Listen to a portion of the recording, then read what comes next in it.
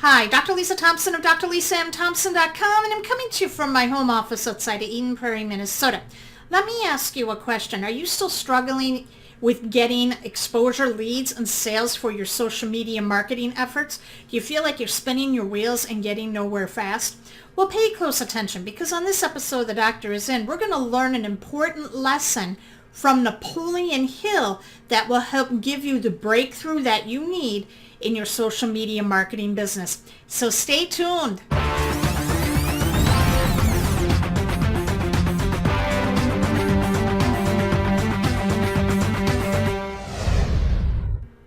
Today I'm going to share with you a mind shift strategy that will help you overcome being stuck in a rut with your social media marketing. And we're going to look to Napoleon Hill.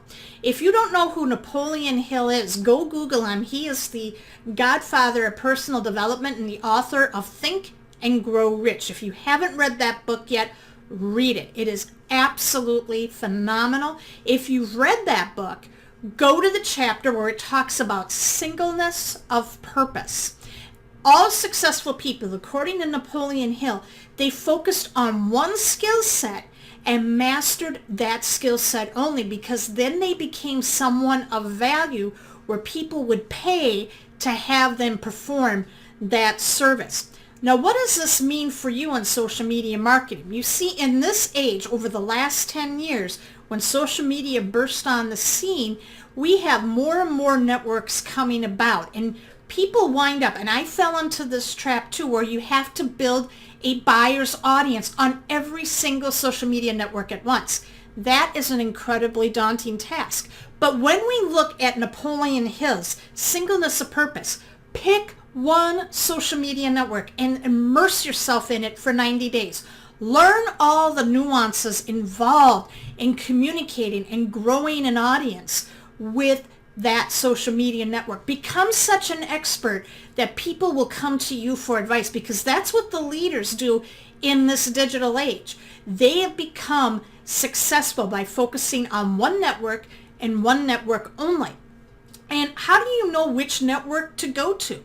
This is the definitive question, and this was what helped me with my breakthrough. You want to pick the network that you would go and be social with if you weren't in business. Let me explain this a little bit more. My first love on social media was Twitter.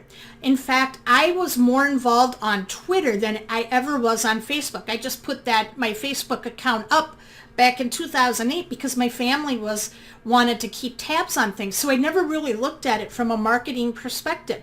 But in 2009, I was on Twitter because I'm going to freely admit something to you guys. I'm a soap opera fan. All right. Guiding Light was one of my favorite soap operas, and it went off the air back in September of 2009. We found out about its cancellation on April 1st. So a bunch of my friends and I, who I met through different soap opera forums, decided that we would go on Twitter, and from April 1st of 2009 until the last episode that Guiding Light aired in September, we would go on and live tweet and talk about the show. And that's what was so great about Twitter. Twitter was snarky, it was playful, it was hip, it was fun. And you could be concise. And it was a great way to come together and share. And that is what I missed. And so when I began my social media business back in 2010, I totally lost sight of my first love. So over the last 3 weeks, I've started using Twitter. I have immersed myself in Twitter, and I've gone in and I'm learning everything I can about the network, how I can use it to build a buyer's audience, and I'm teaching as I go. And I'll tell you, within the last 3 weeks, I'm going to be coming up on my third week here using Twitter, I am quadrupling my results than I had the previous month, because I'm channeling all of my energy into that one network. Does that mean I'm not doing anything with my other networks? Of course not. There are different automated tools out there that can syndicate your content to those networks. But when you focus on one and build the buyer's audience there, and once you're getting daily sales, then you can start adding other networks. But you have to start small. Otherwise, it's too overwhelming. It's too daunting. and then it's just going to be a snowball, and you're going to get caught up into that paralysis of analysis rut. So today I want you to pick your social media network. Once you've picked it, I want you to leave me a comment in the comment section below and tell me which one you're going to do and why. And I will be here to be your great supporter and cheerleader as you get started on this blitz. Did you find this video helpful? Leave a comment and share. Make sure you like my Facebook fan page so you never miss another episode The Doctor Is In.